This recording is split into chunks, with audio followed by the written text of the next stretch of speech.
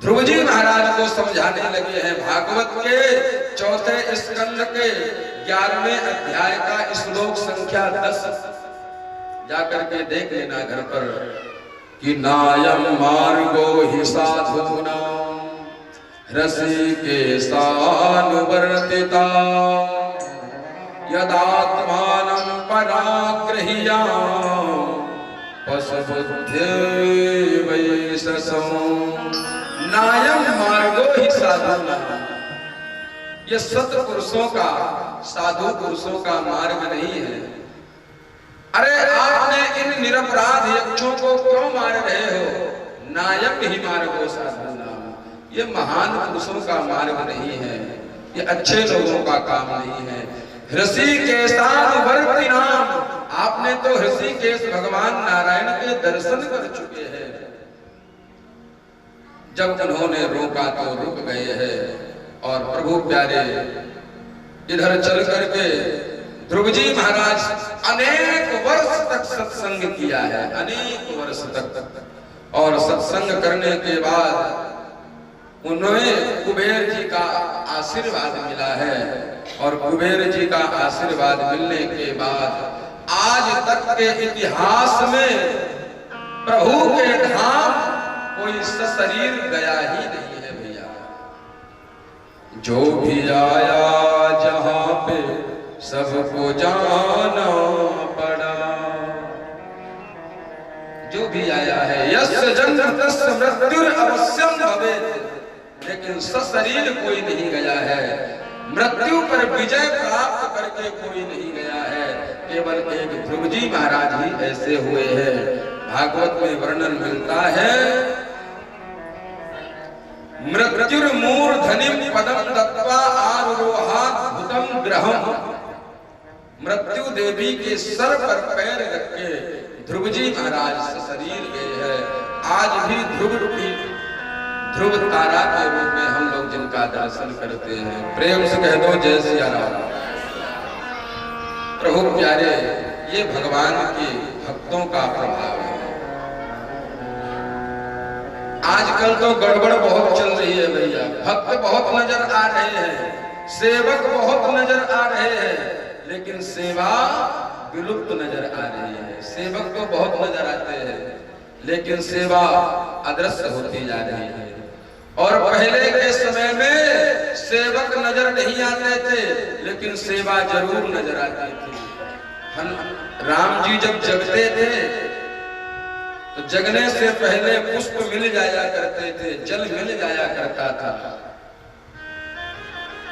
और आज शायद उस सेवा का ही यह प्रभाव होगा कि राम जी के मंदिर मिलेंगे पूरे शहर में 5, तो हनुमान जी के मिलेंगे कम से कम 10 मंदिर। प्रेम से कह दो जय सिया राम। मिलेंगे कि नहीं मिलेंगे बाबू? इस सेवा का परिणाम है। इनके वंश में आगे चल करके अनेकों अनेक राजा हुए हैं।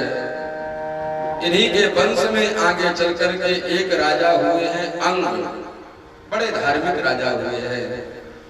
और अंग के ही आगे चल करके एक और राजा हुए हैं जो बड़े नास्तिक हुए हैं, जिनका नाम हुआ है श्री बेन जी महाराज। आप लोगों ने सुना होगा इन कथाओं को। ये बेन राजा बड़े नास्तिक हुए हैं। कोई यज्ञ करता है तो जाकर के कहते हैं कि सुनो, यदि यज्ञ ही करना है तो मंत्र कौन सा होगा? बेनाय स्वाहा। प्रभु प्यारे, बड़े अधार्मिक राजा हुए हैं। और बेन के आगे चल करके इनका अत्याचार, इनका प्रभाव, इनका दुष्प्रचार चारों तरफ फैलने लगा है भैया। और जब पृथ्वी पर कोई अत्याचार करता है तो ये पृथ्वी दुखित होती है। जब कोई सत्कर्म करता है, पुण्य करता है, तो यह पृथ्वी प्रसन्न होती है। यज्ञात् भवति पर्जन्याः, यज्ञ करने से देवता प्रसन्न होते हैं। और जब देवता प्रसन्न होते हैं तो बारिश करते हैं। और जब बारिश होती है तो हमें अनेक प्रकार के धान्य की प्राप्ति होती है। जब हम अधर्म करते हैं, अनीति अत्याचार करते हैं, तो यह पृथ्वी विलाप करती है, दुर्भिक्ष पड़ता है, अकाल पड़ता है और कोरोना जैसी महामारियों का आगमन होता है। प्रेम से कह दो जय सिया राम। प्रकृति से ज्यादा छेड़छाड़ करोगे ना तो जीव जंतु आजाद रहेंगे और हम और आप घरों में कैद हो गए थे। देखा होगा आप लोगों ने। हम तो कोरोना का अलग ही अर्थ हमने समझा है अपने जीवन में। कोरोना का अर्थ यही है, कोरोना भैया क्या बोले, दान करो ना, भगवान का भजन करो ना, भगवान का सत्संग करो ना। जब ये सब आप करोगे तो कोरोना की औकात नहीं है जो आपके पास आ जाए। प्रेम से कह दो जय सिया राम। बेग राजा का अत्याचार बढ़ा है और आगे चल करके इन्हीं के वंश में एक और परम प्रतापी राजा हुए हैं जिनका नाम हुआ है पृथु जी महाराज। इन्हीं पृथु जी महाराज के कारण इस पृथ्वी का नाम पृथ्वी पड़ा है। यह पृथ्वी पहले बड़ी उबड़ खाबड़ थी भैया, पहाड़ ही पहाड़, उपजाऊ नहीं थी, समतल नहीं थी। पृथु जी महाराज एक दिन धनुष बाण लेकर के पृथ्वी को मारने के लिए चले, मैं आज तुम्हारा वध कर दूंगा। पृथ्वी हाथ जोड़ के कहने लगी कि मेरा क्या अपराध है, मैंने क्या बिगाड़ा है। अरे तुम धन धान्य नहीं देती हो, समाज में अकाल पड़ गया है, तुम्हें जीवित रहने का अधिकार नहीं है, आज तो तुम्हें निश्चित वध के योग्य हो तुम। पृथ्वी बताने लगी कि आपके ही वंश में बेन इत्यादि राजा हुए हैं, उनके व्यवहार के कारण हम ये सब देख रहे हैं। प्रभु प्यारे, पृथु ने यज्ञ पर यज्ञ किए हैं और आज पृथ्वी गाय का रूप बना करके खड़ी हो गई है पृथु जी महाराज के पास। पृथु जी ने दोहन किया है, अन्न धन धान्य जो भी है वो सब गाय रूप पृथ्वी से प्राप्त हुआ है। आगे चल करके इनके वंश में और बड़े बड़े परम प्रतापी राजा हुए हैं। पृथु जी महाराज ने अश्वमेध यज्ञ करके आज उनको पाया है। आगे चल करके एक बड़ा सुंदर उपाख्यान सुनाया है जिसको हम लोग पुरंजनोपाख्यान के नाम से भागवत में जानते हैं। प्रेम से कह दो जय सिया राम। एकादशी है क्या यार? आचार्य जी एकादशी है क्या यार? तो फिर घर में आज रोटी मिली नहीं होगी शायद। दो लोग लड़ जाएं बस तो मैया, तो अपने आप यहाँ से जैसे वो मकान दिख रहा है, अपने आप यहाँ की आवाज वहां पहुंच जाएगी। और भगवान के नाम लेने में ऐसे बोलते हैं कि पड़ोसी सुन ना ले। नाम का बड़ा प्रभाव है भैया।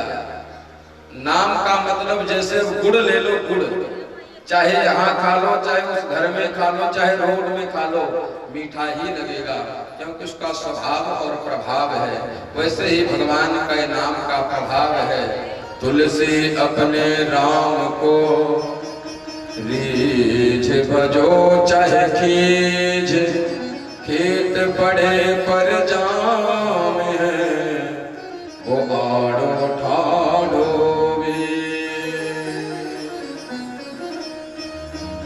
कैसे भी भजो उल्टा नाम जपत जग जाना, वाल्मीकि भय ब्रह्म समान।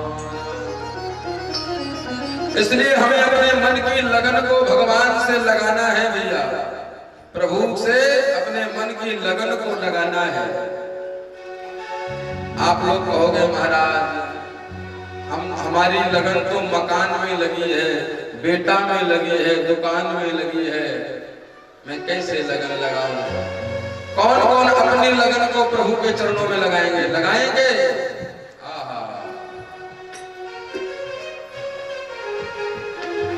भैरवी राग में बड़ा सुंदर भाव गुनगुनाने लगे हैं वो।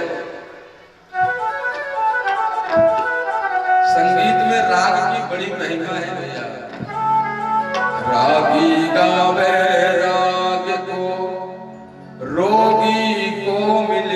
रागों का बड़ा महत्व है। हो मुझे ऐसी लगन तू लगा दे, मैं तेरे बिना पल न जीऊं। मुझे ऐसी लगन तू लगा दे, मैं तेरे बिना पल न जीऊं।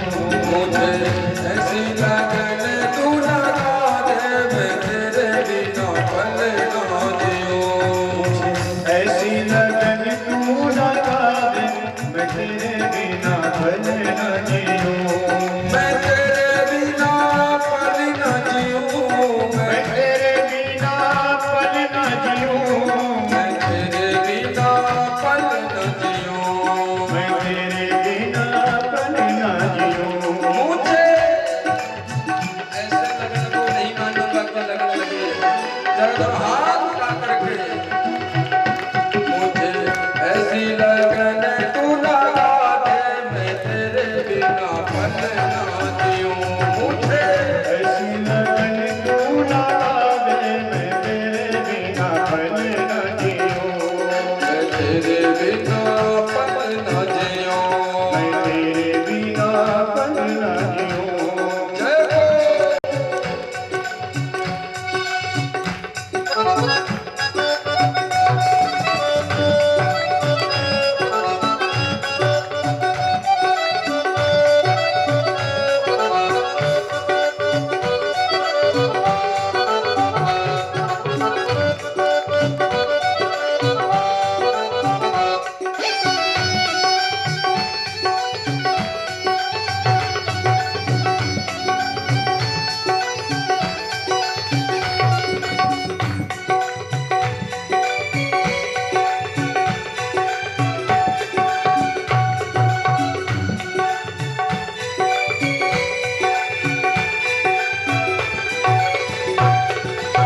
और क्या कहना है? जैसे जल बिन मछली पल ना जिए, जैसे जल बिन मछली पल ना जिए। जैसे जल बिन मछली पल ना जिए, जैसे जल बिन मछली पल ना जिए। ऐसे तड़प में घड़ी घड़ी तेरे लिए। ऐसे तड़प में हर घड़ी तेरे लिए। ऐसे तड़प में घड़ी घड़ी तेरे लिए। ऐसे तड़प में हर घड़ी तेरे लिए। मुझे मुझे मुझे मुझे भक्ति का रंग चढ़ा दे। मुझे भक्ति का रंग तू लगा दे, तेरे बिना पल ना जीऊं। मुझे भक्ति का रंग तू लगा दे, मैं तेरे बिना पल न जीऊं। मैं तेरे बिना पल न जीऊं। मैं तेरे बिना पल न जीऊं। मैं तेरे बिना पल न जीऊं। मैं तेरे बिना पल न जीऊं। मुझे ऐसी लगन तू लगा दे, मैं तेरे बिना पल ना जीऊं। ऐसी लगन तू लगा दे, मैं तेरे बिना पल न जीऊं।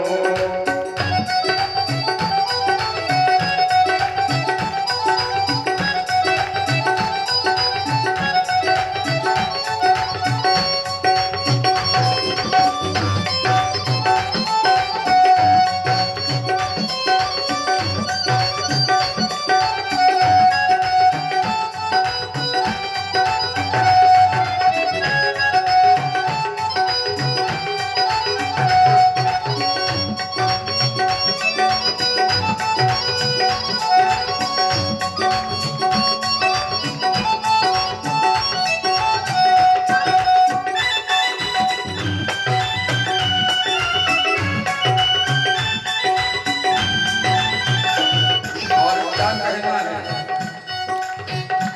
तेरे चरणों की धूल में मैं मिल जाऊं। तेरे चरणों की धूल में मैं मिल जाऊं। तेरे चरणों की धूल में मैं मिल जाऊं। तेरे चरणों की धूल में मैं मिल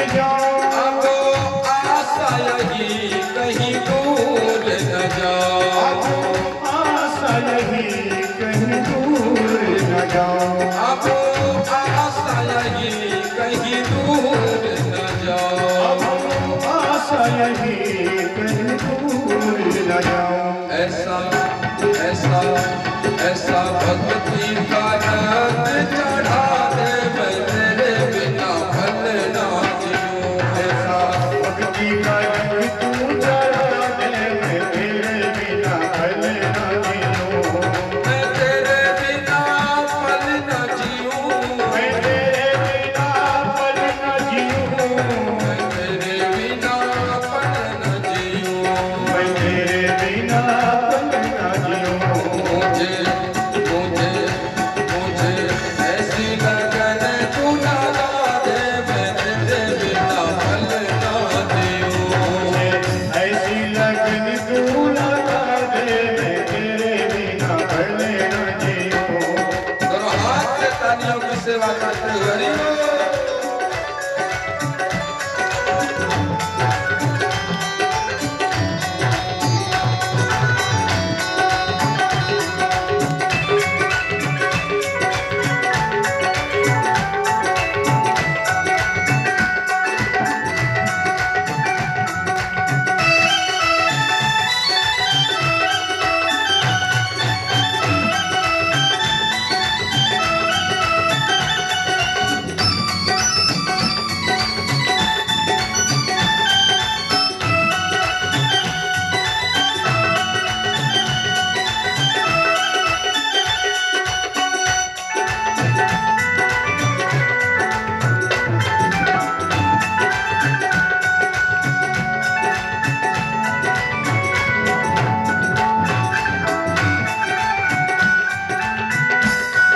अंत में बड़ा सुंदर कहते हैं, तूने अपना बनाया मैंने कुछ ना कहा।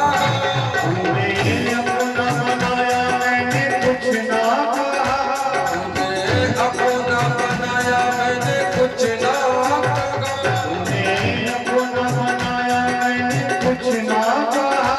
लागे दर पे बिठाया मैंने कुछ ना कहा। लागे सर पे बिठाया मैंने कुछ ना कहा। और अब दर पर तो आकर के बैठ गए हैं, लेकिन अभी दर पर आना सफल हुआ नहीं है। क्यों? क्योंकि अभी आपकी झलक नहीं मिली है। अब ऐसी झलक दिखा दे मैं तेरे बिना फल ना जीऊं। ऐसी झलक तू दिखा दे मैं तेरे बिना फल ना जीऊं।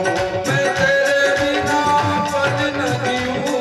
मैं तेरे बिना फल ना जीऊं। मैं तेरे बिना फल ना जीऊं। मैं तेरे बिना फल ना जीऊं।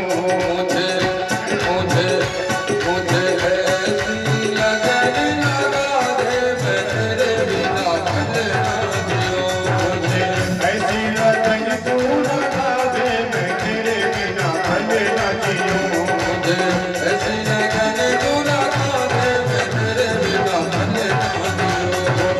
ऐसी लगन तू लगा दे मैं तेरे बिना फल ना जीऊं। मैं तेरे बिना फल ना जीऊं। मैं तेरे बिना फल ना जीऊं। तेरे बिना फल ना जीऊं। मैं तेरे बिना फल ना जीऊं। मैं तेरे बिना फल ना जीऊं। जैसे जल बिन मछली पल ना जिए। जैसे जल बिन मछली पल ना जिए। ऐसा भाव हो जाए जैसे जल के बिना मछली एक पल भी बाहर नहीं रह सकती। ऐसी तड़प उठ जाए हमारे मन में प्रभु से मिलने के लिए, ऐसी उत्कंठा उठ जाए। जैसे जल बिन मछली पल ना जिए, वैसे तड़पूं मैं घड़ी घड़ी तेरे लिए। एक कोई चेला था और गुरु थे, प्रेम से कह दो जय सिया राम। चेला कहता है गुरु जी से कि मुझे भी भगवान के दर्शन करा दो। मुझे भी भगवान के दर्शन करा दो गुरुजी। गुरुजी कहते हैं भैया ये मंत्र है, इसको जाकर के जपना, एक ना एक दिन प्रभु चाहेंगे तो नारायण जरूर दर्शन देंगे। अब चेला जपा 2 दिन 4 दिन, जब कुछ असर नहीं हुआ तो आके कहता है कि गुरुजी आप भी झूठे और आपका मंत्र भी झूठा। प्रेम से कह दो जय सिया राम। आप भी झूठे हो और आपका ये मंत्र भी झूठा है। गुरुजी समझ गए कि ये वैसे मानने वाला नहीं है। गुरुजी ने कहा चल आज तू नदी के किनारे चल, मैं तुझे नारायण के दर्शन कराता हूं। हाथ पकड़े हैं चेला के और चेला का हाथ पकड़ करके नदी के किनारे ले गए हैं। जल में गुरु और चेला दोनों घुसने लगे हैं।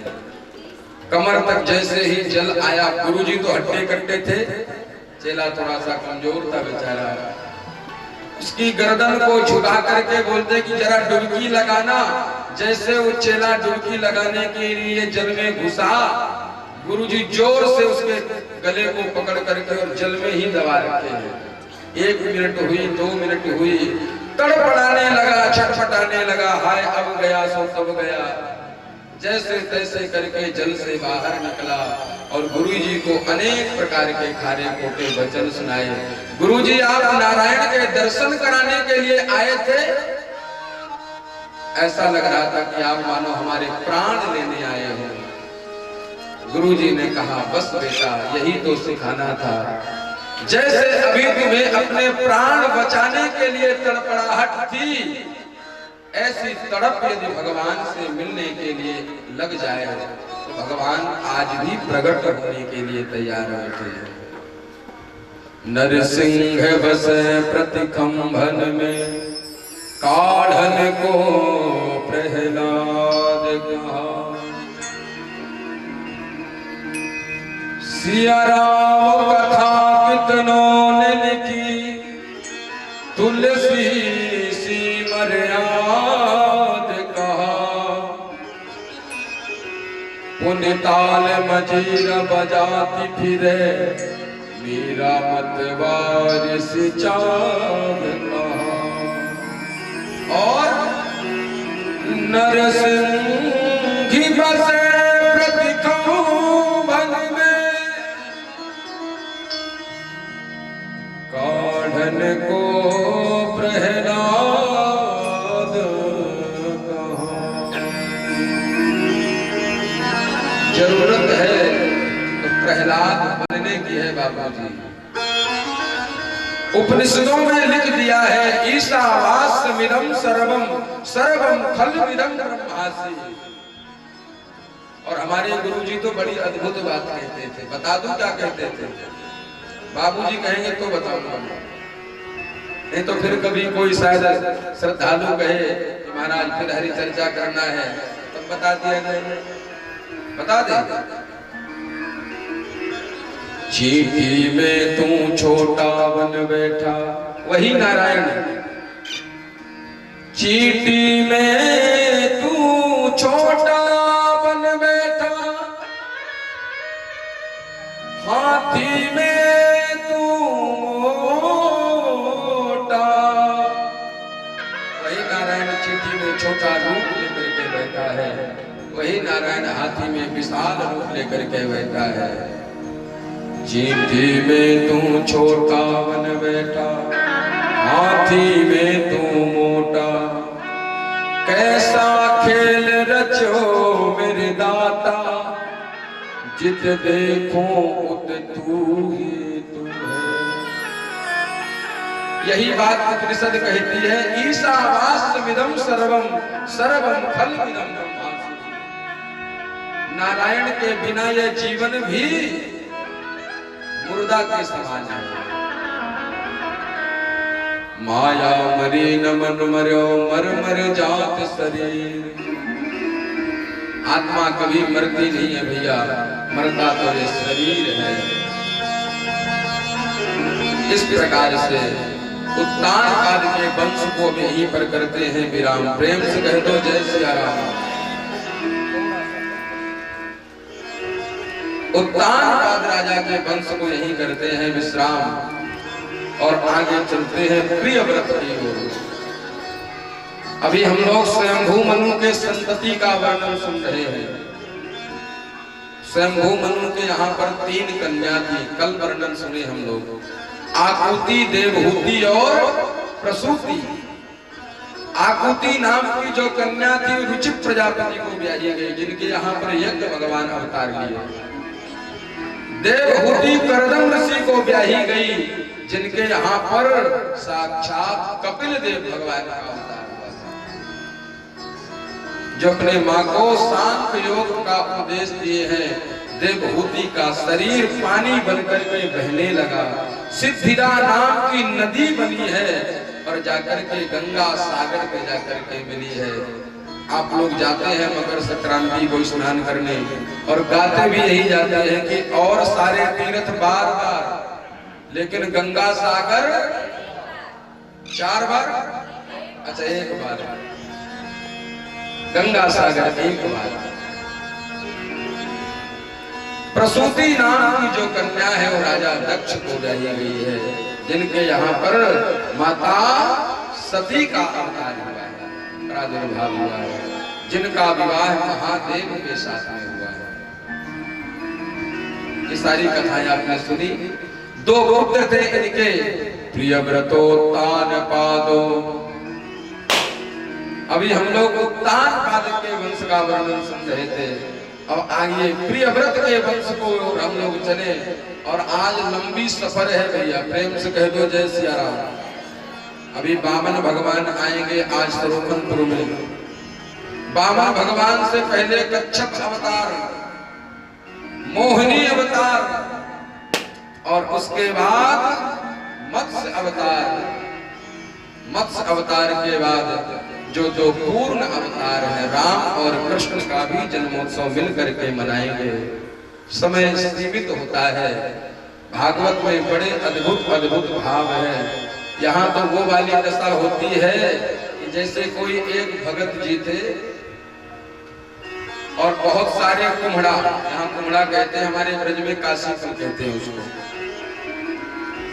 पोटली में बांध करके नाव से पार कर रहा था यमुना मैया को। पता नहीं कैसे पोटली खुल गई और सारे कदुआ जितने भी काशी फल थे, जितने भी कुम्हड़ा थे, सब जमुना जी में जाकर के जल में गिर पड़े, तैरने लग गए। अब भगत इस वाले कुम्हड़ा को पकड़ता है तो दूसरा भागा जा रहा है, दूसरे को पकड़ता है तो तीसरे चौथे सब भागे जा रहे हैं। जब देखा कि सिवाय एक के दूसरा पकड़ में नहीं आएगा तो मालूम है क्या कहा बाबूजी, जाओ जाओ हमने पितरों को दान किया, जाओ जाओ हमने देवताओं को दान किया। तो इस प्रसंग को कहो तो लगता है कि ये तो छूटा जा रहा है। अद्भुत भाव है भागवत के, अद्भुत भाव है। इन कथाओं को हमें मनोरंजन की दृष्टि से नहीं सुनना है, इन कथाओं को हमें टाइम पास की दृष्टि से नहीं सुनना है, इन कथाओं को हमें आत्मरंजन की दृष्टि से सुनना है। पहले के समय में कथाएं कम होती थी, बाबूजी लोग हमारे विराजित हैं यहाँ, यदा कदा कभी सुनाई पड़ता था कि फलाना व्यक्ति की यहाँ कथा हो रही है, सब लोग जाते थे कथा सुनने और सुन करके आते थे, बात मानते भी थे। समाज में बड़ी शांति थी, पिता पुत्र का सम्मान करता था, इतने अनाथालय, इतने वृद्धाश्रम नहीं थे। और आज जगह जगह गली गली कथा हो रही है, लेकिन प्रभाव शून्य है, उसके पीछे कहीं ना कहीं और कुछ नहीं है, बस मूल में भूल हो रही है। हम लोग आजकल वही सुनना चाहते हैं जो कानों को अच्छा लगे। प्रेम से कह दो जय सिया राम। आत्मरंजन की जगह अब मनोरंजन खूब हो रहा है, प्रेम से कहो जय सिया राम। भागवत में पहले दिन में बता रहा था कि ग्रंथ कृपा मानो अब विलुप्त होती नजर आ रही है। क्यों? कार्यतः कण लोभेन कथा सारस ततो गतः। भागवत का श्लोक है, महात्मा का। थोड़े थोड़े लोभ के चक्कर में, यजमान को लोभ है कि मेरा नाम हो जाए ऐसा, कि लोग कहें कि महाराज जैसे तुमने कथा कराई ऐसी कोई कथा करवैया गांव में आयो ही ना है। प्रेम से कह दो जय सिया राम। और महाराज हम जैसे ब्राह्मणों को लोभ हो जाता है।